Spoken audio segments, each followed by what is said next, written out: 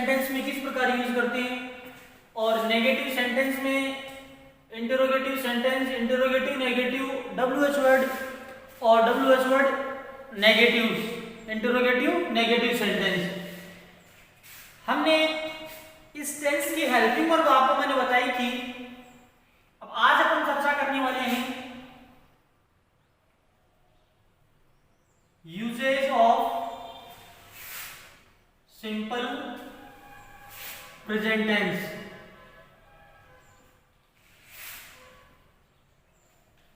यानी last video में अपन ने चर्चा की थी कि अफर्मेटिव सेंटेंस में इस टेंस का किस प्रकार यूज किया जाता है, नेगेटिव में कैसे यूज करते हैं।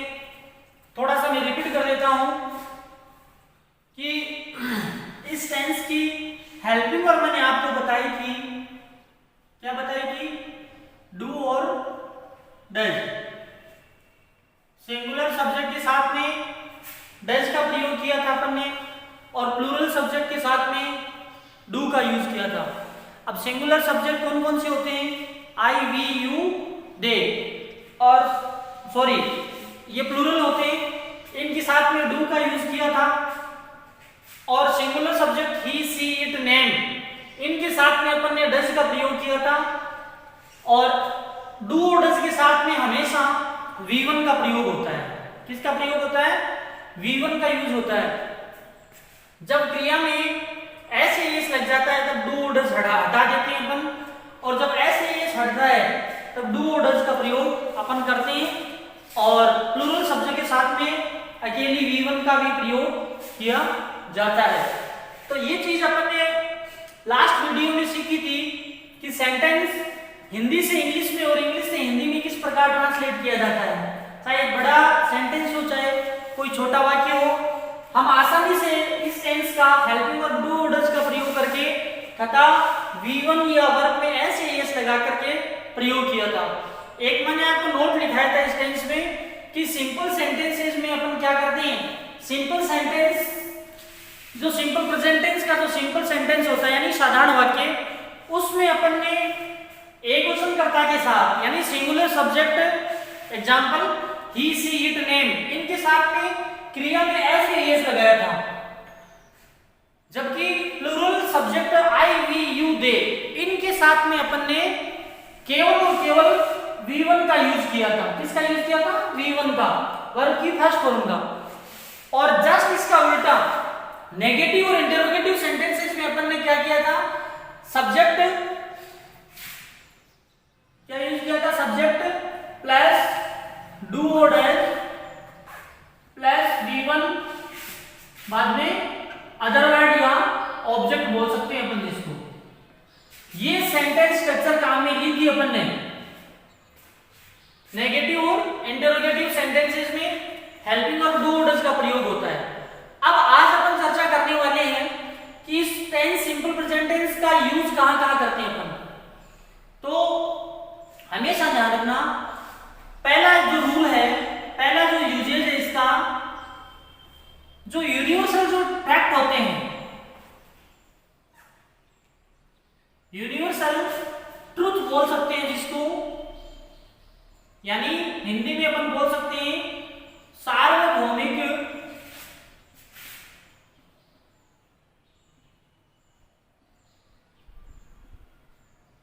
सार्वभौमिक सत्य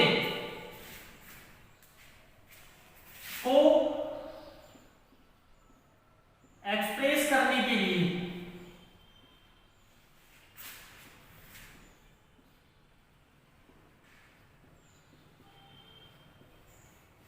यानी यूनिवर्सल जो ट्रूथ होता है, सार्वभौमिक सत्य, इसको बताने के लिए या इसको एक्सप्रेस करने के लिए अपन सिंपल प्रेजेंट टेंस का यूज करते हैं। जैसे सार्वभौमिक सत्य में अपन एग्जांपल ले सकते हैं, जैसे कोई भी है,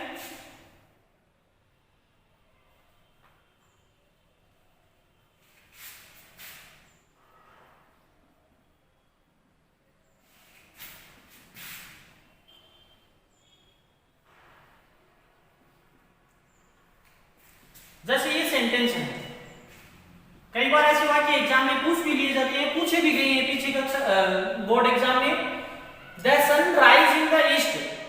अब यहां इसमें आपको ये चीज देखनी है कि इसमें यूनिवर्सल ट्रूथ है या नहीं है। अब ये सीधा सा दिख रहा है कि सूर्योदय हमेशा पूर्व दिशा में ही होता है। सूर्योदय कौन सी दिशा में होता है? पूर्व दिशा में, यानी ईस्ट में ही। तो ये इसमें कोई रूल वूल नहीं है, कुछ भी नहीं है, ये एक सार्वभौमिक सत्य है, अटल सत्य है कि हमेशा सूर्योदय पूर्व दिशा में होता है और सनसेट कौन सी साइड में होता है? पश्चिम दिशा में। तो यहां अपन क्या यूज कर लेंगे? अब द सन अकेला है सूर्य, इसलिए वर्ग में SES लगा देंगे अपन, RISES, यानी the sun rises in the east, सूर्योदय पूर्व दिशा में होता है। यानी ये क्या है?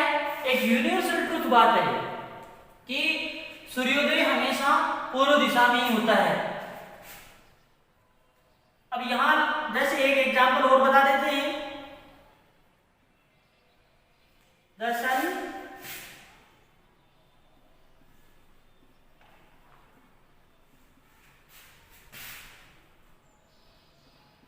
वेस्ट, सूर्यास्त कौन सी दिशा में होता है? पूर्व दिशा में। तो सेट्स कर देंगे इसमें, क्योंकि ये सूर्य सिंगुलर है, इसके साथ में अपन अपने को एकवचन कर्ता के साथ में क्रिया में सिंपल सेंटेंसेस में अपन वर्ब में एस या एस का प्रयोग करते हैं। दूसरा इसका रूल है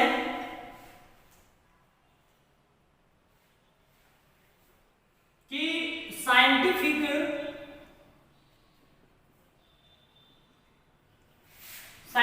फैक्ट,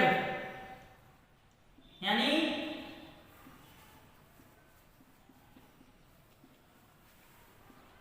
वैज्ञानिक तथ्य तथा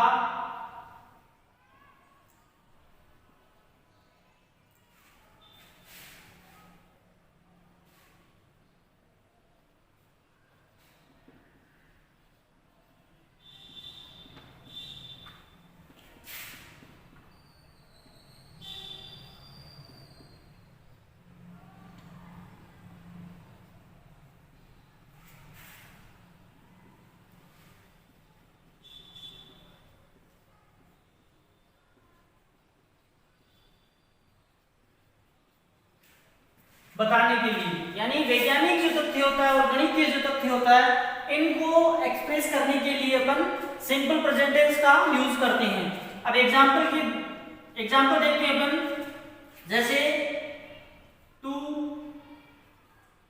एंड टू, यहां ब्लैंक दे दिया और यहां मैक कर दिया मैंने 4। ये वैज्ञानिक तथ्य नहीं है, ये मैथमेटिकल फैक्ट है कि 2 and 2 make 4, 2 और 2 कितने होते हैं?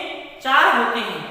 तो एक गणितीय तथ्य को बताने के लिए अपन इस टेंस का यूज करते हैं, तो इसमें V1 का यूज होगा, 2 and 2 make 4, 2 and 2 make 4।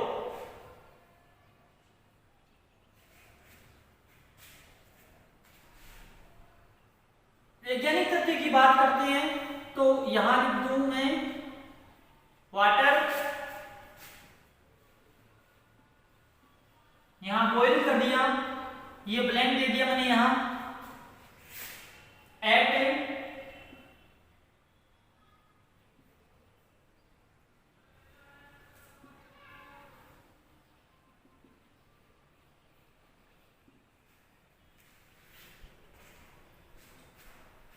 ये क्या हो गया? साइंटिफिक फैक्ट है, water boil at 100 degree centigrade. पानी कितने डिग्री पे गर्म होता है? 100 डिग्री पे। तो यहां बॉइल्स कर देंगे अपन, क्योंकि वाटर क्या है? सिंगुलर है। वाटर क्या है? सिंगुलर है। इसके साथ में अपन ये बॉइल जो वर्ब है इसमें एस या एस लगाएंगे, तो हो गया water boils at 100 degree centigrade. Okay, अब जैसे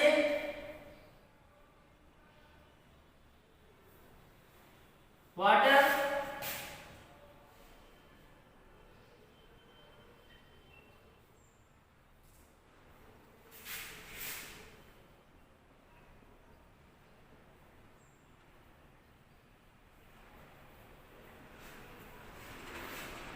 कई बार ये तीनों ही एग्जाम्पल बहुत इंपॉर्टेंट है, एग्जाम में पूछे भी गए हैं।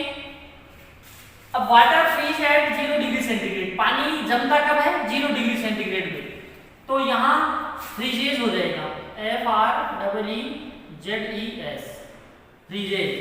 Water freezes at 0 degree centigrade, यानी पानी गर्म 100 डिग्री सेंटीग्रेड पे होता है और जमता कब है 0 डिग्री सेंटीग्रेड पे, पानी बर्फ में बदल जाता है।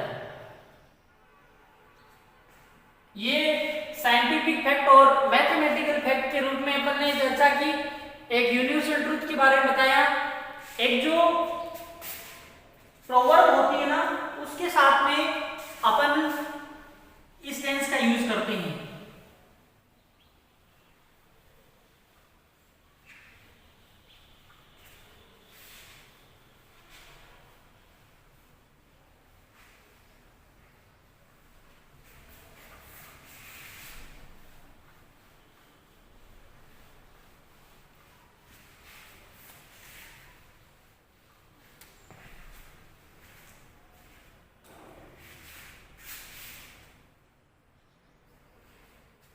थर्ड यूज इसका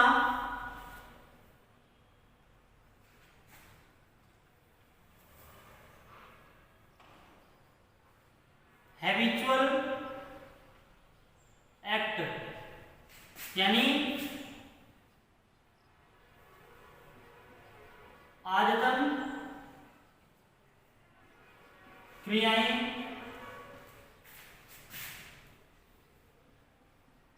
बताने के लिए। आदतन क्रियाएं कौन सी होती है, जो अपन डेली रूटीन में यूज करते हैं।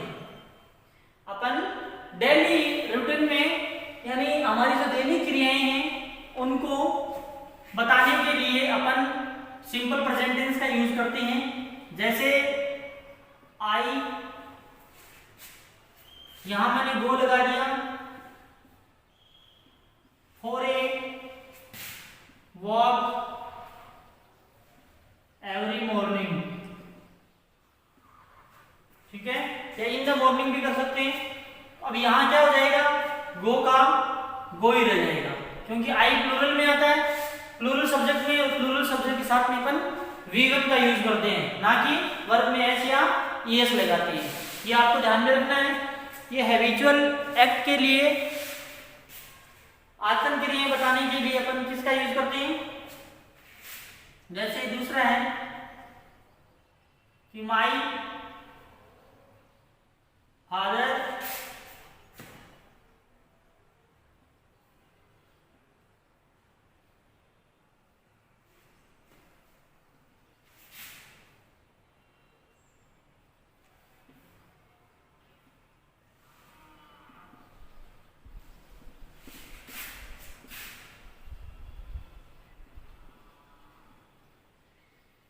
इन द मॉर्निंग।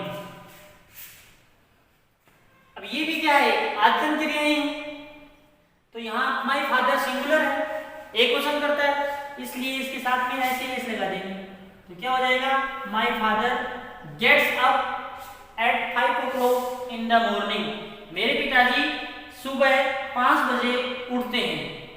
तो ये हो गई हैबिचुअल एक्ट हो गया। चौथा है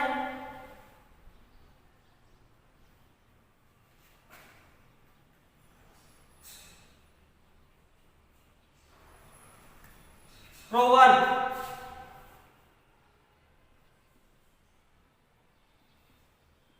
जिसको हिंदी में कहावत कहते हैं।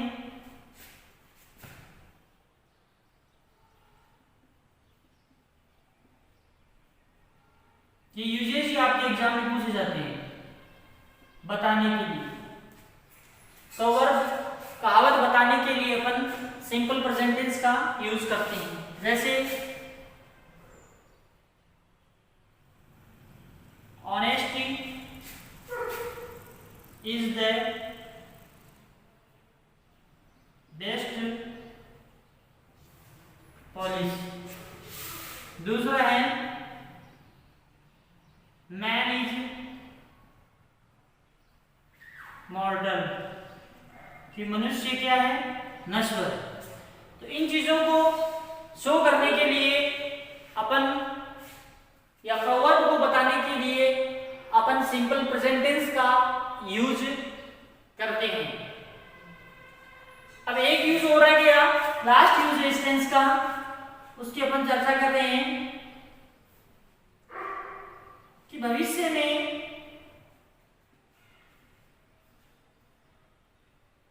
भविष्य का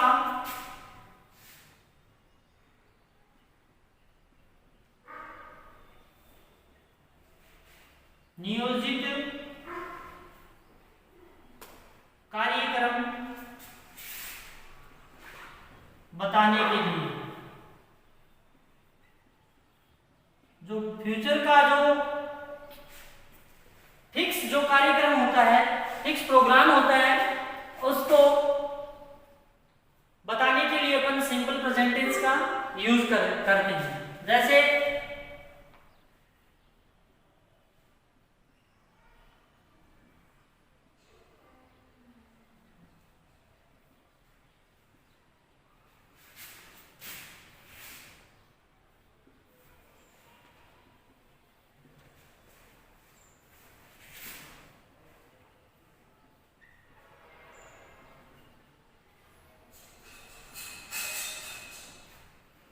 prime minister arrive Jaipur tomorrow.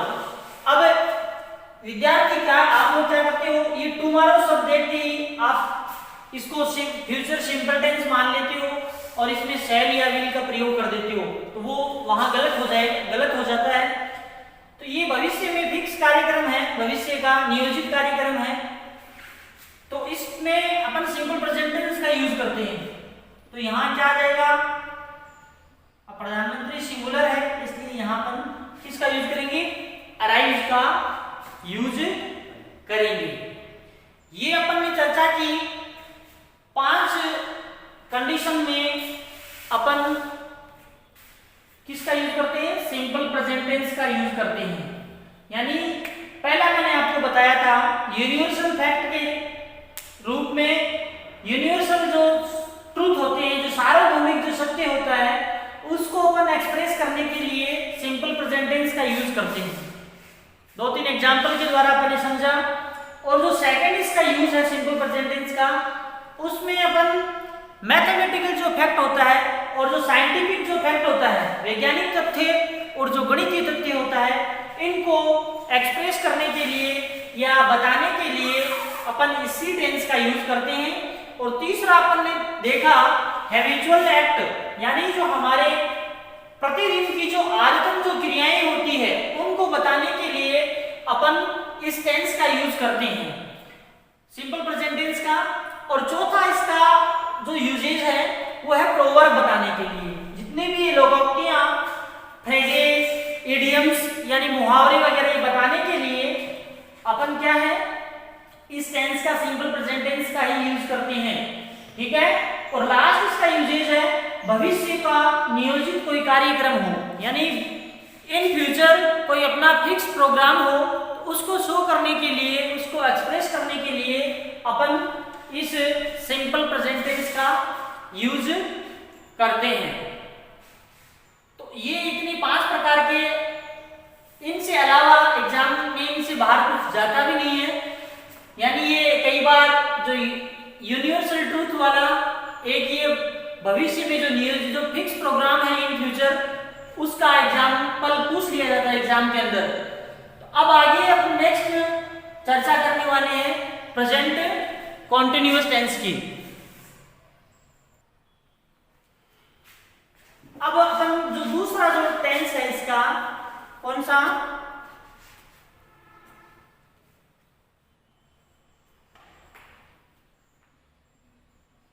Present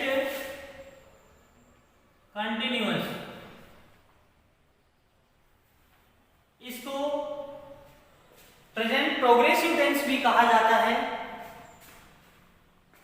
यानी कॉन्टिन्यूअस का मीनिंग क्या होता है, कॉन्टिन्यूअस का मीनिंग होता है जारी रहना। कोई भी काम एक निश्चित समय में शुरू होता है अभी प्रेजेंट में भी चल रहा है वो काम, यानी कंटिन्यूटी बनी हुई है। तो इस टेंस को अपन कॉन्टिन्यूअस टेंस के नाम से जानते हैं। अब इसकी पहचान बता देता हूं मैं आपको, पहले तो हिंदी में देख लो।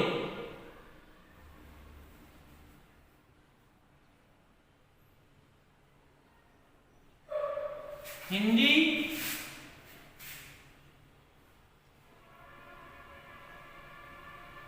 वाक्यों के अंत में क्रिया के साथ, हिंदी वाक्यों के अंत में क्रिया के साथ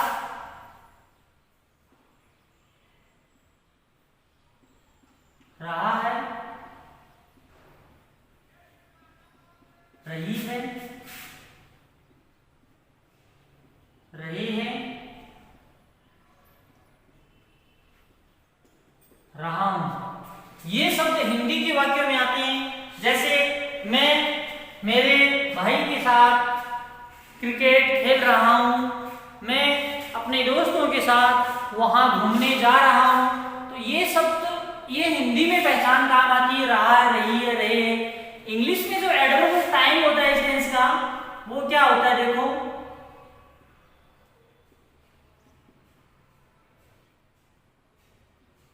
एडवर्ब ऑफ टाइम जैसे at present, eight this time,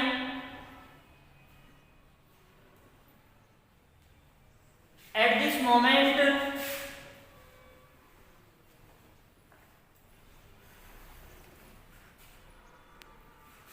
at this moment, now, nowadays, these days,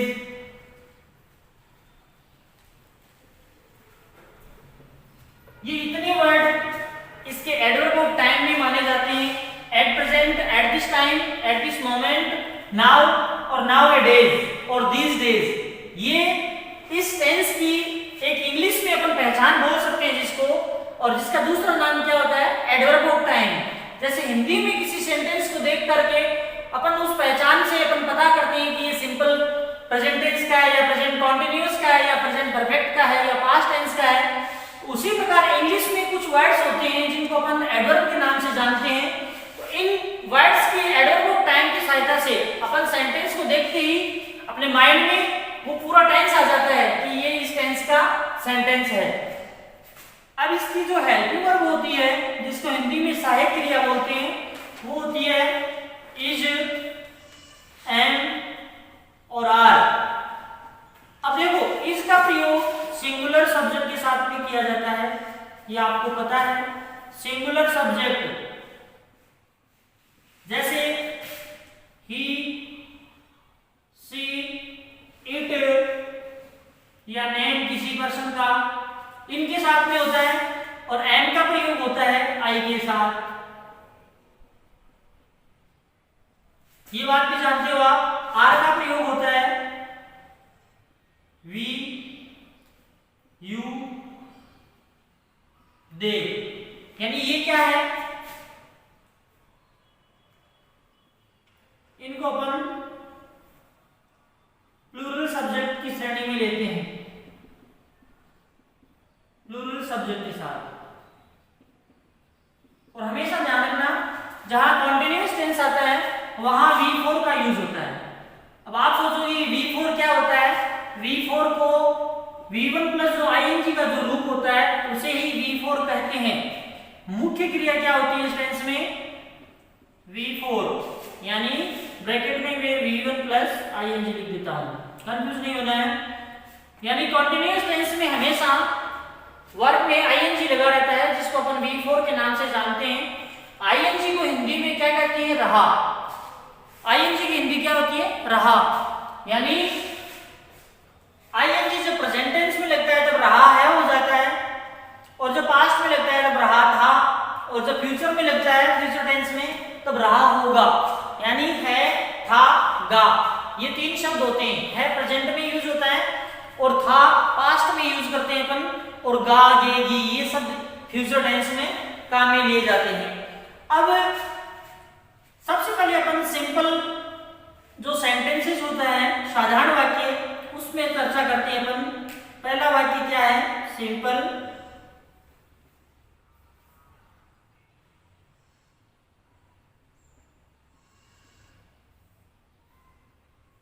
simple sentence, यानी जिसको हिंदी में क्या बोल सकते हैं अपन? साधारण वाक्य कहते हैं। इसमें स्ट्रक्चर क्या रहेगी अपनी? सबसे पहले सब्जेक्ट आ जाएगा, उसके बाद में हेल्पिंग वर्ब आ जाएगी, उसके बाद में V4 आ जाएगा, उसके बाद में ऑब्जेक्ट आ जाता है।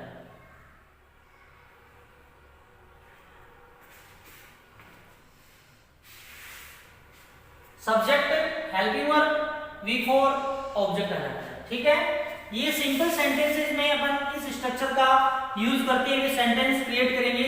जैसे एग्जांपल के तौर पर मैं अपन बात करते हैं कि जैसे आपने कहा कि वी, यहां ब्लैंक दे दिया मैंने, आपने यहां बोल लिख दिया टैग,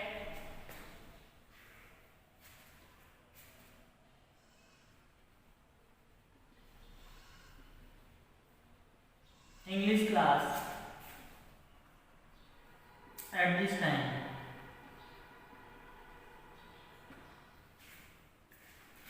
अब ये साधारण वाक्य आपको पता है, we take English class at this time. अब यहां मैंने आपको एडवर्ब ऑफ टाइम दिखाया है कि एट दिस टाइम आ गया, तो आपको देख के पता लग गया कि इस प्रेजेंट कॉन्टिन्यूअस टेंस का है या प्रेजेंट प्रोग्रेसिव टेंस बोल सकते हैं जिसको। तो ये स्ट्रक्चर आपके माइंड में आना चाहिए कि यहाँ is am are plus V4 का प्रयोग करेंगे अपन। अब बाद में देखेंगे इज एम आर में से क्या आएगा, ये डिपेंड करेगा, इज डिपेंड ऑन सब्जेक्ट, यानी सब्जेक्ट कैसा है अपना। अगर अपने पास सब्जेक्ट प्लूरल है तब आर का प्रयोग करेंगे, अगर सब्जेक्ट सिंगुलर है तब इज का प्रयोग करेंगे। यदि अपने पास सब्जेक्ट में आई है तब यहाँ अपन एम का यूज करेंगे। अब यहाँ वी है तो प्लूरल सब्जेक्ट होता है, तो क्या हो जाएगा आर, और टेक में वर्ब लगा देंगे आईएनजी, तो वी आर टेकिंग। हमेशा ध्यान रखना, स्टूडेंट गलती करते हैं, बहुत ज्यादा मिस्टेक्स करते हैं कि जैसे टेक है, लाइव है, अब इनमें जब आईएनजी जोड़ोगे आप लोग तो हमेशा ध्यान देना, जब टेक में जोड़ते हैं तब तो टेकिंग होता है, ठीक है, और लाइव में जोड़ते हैं तो लिविंग हो जाएगा। किसी भी वर्ब के अंत में अगर ई मिलता है, क्या है, किसी भी वर्ब के अंत में अगर ई है और उस वर्ब में अपने को आईएनजी फॉर्म लगाना है, तब वो आईएनजी लगने के बाद लगते समय जो ई होता है वो कैंसिल आउट हो जाता है, यानी वहां से हट जाता है। जैसे टैग है TAKE, अब टैग में लास्ट में ई आता है तो आईएनजी लगाएंगे तब टैगिंग हो जाएगा TAKING। तो इस चीज का आपको विशेष रूप से ध्यान देना है। जैसे we are taking English class at this time, हम इस समय अंग्रेजी की कक्षा ले रहे हैं। जैसे आपने कहा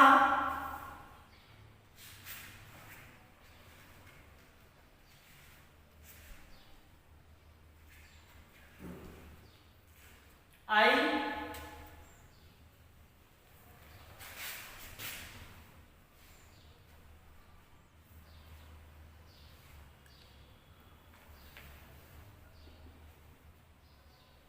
discuss